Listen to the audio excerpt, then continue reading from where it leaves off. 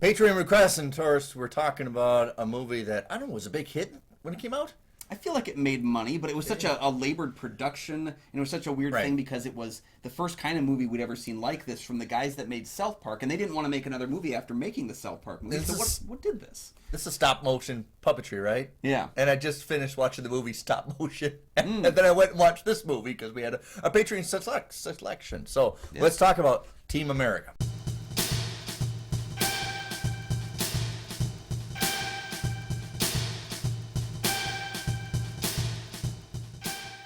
Hey everybody, welcome back to the show. I'm one of your hosts, Kyle Goethe from GoatFilmReviews.com. I forgot to put like strings on us so you can see the strings hanging on. I'm Nick from the St. Paul Filmcast. Thanks for finding us. Thanks for watching. For our loyal fans, thanks for continuing to support the show. Another way you can support the show, just like Tyler did, select this movie to pick so we review. It's an opportunity that you can do as well. So check out our Patreon for great deals, opportunities, and of course, pick a movie for us to review in a future episode. Of course, a shout out to you as well. And today we're talking about Team America. What's going on as if people didn't know? So, Broadway star Gary Johnson has been recruited by the counterterrorism unit Team America to work as an undercover agent, using his skills as one of the greatest actors in the world. Before this movie came out, of course, Trey Parker and Matt Stone were making South Park. Very edgy comedy at that. And they were also comfortable punking their fans, too. They're also very interested in, poke the fun at you and make a joke for the cost of us. Yeah. And so they can enjoy it. There's many episodes like, watch South Park, such and such happened, and we watched and like, that didn't happen. And I'm sure like, we fooled you. Yeah. Well, and that's kind of the thing that South Park was really great at, because I've been rewatching a lot of this era of South Park episodes recently, and there has been that idea that like, well, this show is incredibly offensive, and it is, but it's offensive to everybody, and then self-reflectively destroying the characters that we're meant to believe in. It's almost like they're comfortable with what doesn't work for them, and let's drive it home. Yeah. It reminds me a lot of what The Boys is currently going through, where people that are being made fun of for that entire show are realizing that they were the butt of the joke. Yeah. And I think that's what South Park was so good at, was kind of telling you that, like, no, you're kind of the idiot here, too. You're kind of the jerks. Yeah. Right. That's right. So, when I'm thinking of making Team America, it's almost a play on everything that you enjoy from those 80s over-the-done action movies. Oh, yeah. And I'm almost like, if this movie made money for them, they would be upset. It's almost like they wanted to probably have to make another one then. Right. And that's probably why basketball is successful, because it actually has an enduring heart to it. Yeah. This doesn't at all. Yeah. Full disclosure, I saw this movie right when it came out on home video back in 2004. All right. And I remember, just my memory of it was me absolutely hating this movie. Yeah. And not liking it. And then somehow having a copy years later, because someone gave me a copy that they didn't want. So when we got a chance to revisit the movie, I was thinking, you know what? Like, good. Because I maybe want to give it another review, because there are people that love it. And I think for the first half of it, I'm kind of in. Like, it's not great. No. But for the first half, I'm getting the joke. They have that martial arts kind of fight where they just take the two marionettes and like flap them against each other. Yeah. I think the sex scene is really funny. Especially with the fake music that they've conjured for the film. Oh, real woman! Like, I think it's really funny. Yeah. And then the moment they get into the whole like actors are the enemy thing, and it becomes this action scene where they're just murdering real people. It just, none about that really hit me at all. And it made a complete like left turn into like, it's kind of not working. That's what they love to. Oh, I hate this stain. Let's do this area. Yeah. And then I want to focus on this area, where I think if they just sat down and try to do something of its own nexus, rather than almost like Blazing Saddles bosses out of its own movie production. Yeah. But they do it for so much. If Blazing Saddles did that halfway through the movie and decided they were going to bust into other people's movies, I don't think Blazing Saddles would work as well. No, right. But I think that's the whole point. They like to challenge themselves, like, how far can we get it where it's not funny anymore? Yeah. And then we'll dial back and then write an apology. Yeah, that's true. Yeah, it reminds me of maybe the take that the guys from Everything Everywhere All at Once had, where they were like, a hat on a hat is funny, a hat on a hat on a hat is not. But then if you keep putting hats on it, like, it ends up being funny again. It circles around from being weird into funny. And I think they just didn't come back around. Right, you don't look Arab enough, which almost looks like a wolf man. Yeah, and it's, like, I see what the humor they're going for is, and it's very 2004 humor. It's just, it's a movie that doesn't punch up that much.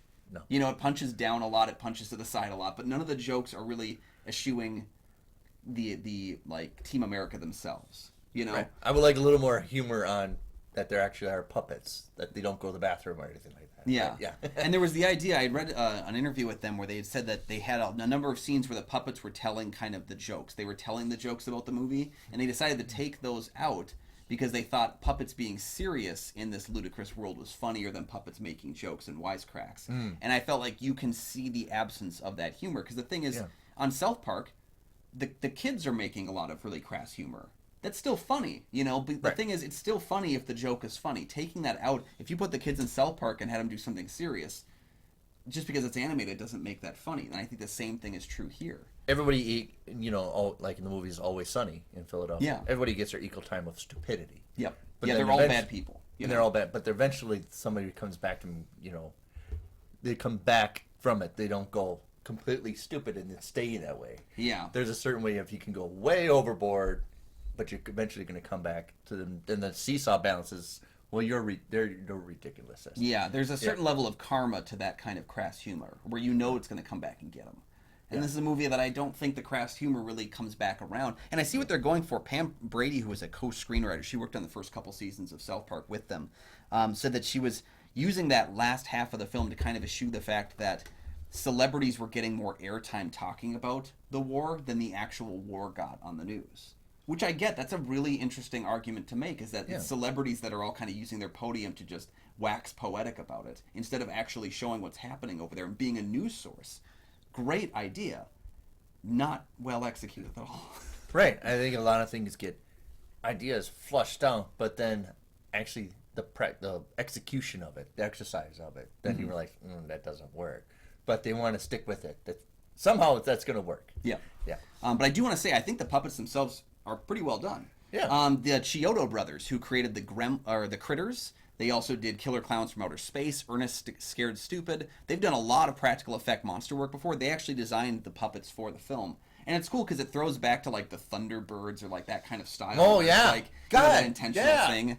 And that was one of the nexuses, was that these guys got bored, Trey Parker and Matt Stone, and started watching Thunderbirds that neither of them grew up with, and realizing like there's just a lot of ridiculous exposition, but wouldn't it be funny if this was like an R-rated comedy? So that's the thing, working with stop motion, it is very tedious and slow process, just like making animation. Yeah. So that's why I like to work pre-production hard, because eventually when you get into the making of it, it is boring. Yeah. Production gets easier with good pre-production, and it's something where this screenplay went through a number of views. I think it's struggling because their ideas are inherently like interesting ideas, but they don't really know how to work in the world as well. And that's kind of the case where it's hard to change up even something as going from animation to puppetry. Yeah. You know, on South Park, they got good at making an episode in 7 days. There's a documentary about showing how quick they can make an episode.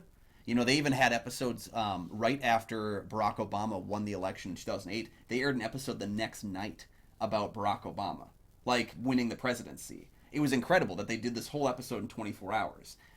They can do fast animation with the kind of animation they're doing here, but puppetry, there's no way to fake it. There's no way to get around that. And especially if that's your engine of creativity, is that rush it. Yeah. Because the jokes have far too much time to simmer, you know, and think and kind of think about them again. But I think it's shot pretty well. Bill Pope, who shot the Matrix movies, shot this movie. Yeah, is that weird?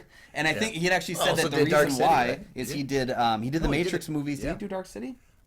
Something like that. He did Spider-Man 2 as well recently. So he did this movie because there wasn't a green screen. Like, because he could actually shoot things moving around. And so he had a blast making the movie. And there are people that definitely love this movie. Stephen Sondheim wrote them a letter, which is funny because the movie makes fun of cats and musical theater so much that I'm surprised Stephen Sondheim was such a fan. And even some of the actors, George Clooney is a friend of theirs, and he's featured in a joke. Matt Damon is a friend of theirs. He's featured in jokes.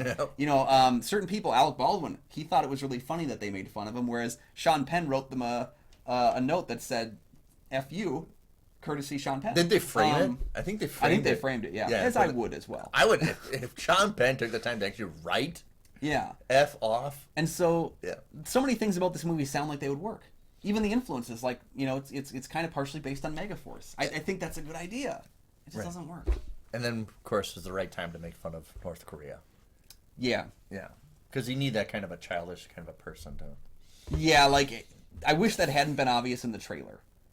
Because that would have been a really funny, I think, reveal. Is Kind that of like they think Naked they're Gun going in the after beginning it. of Naked Gun. Exactly. Yeah. Exactly. Yeah. So there are movies that have done this well. I don't think that this one hits it. I think if the second half was as strong as the first half, I think I would have been positive on the movie. But as it stands right now, I don't dislike it. I don't hate it anymore. I just think it's okay. It's fine.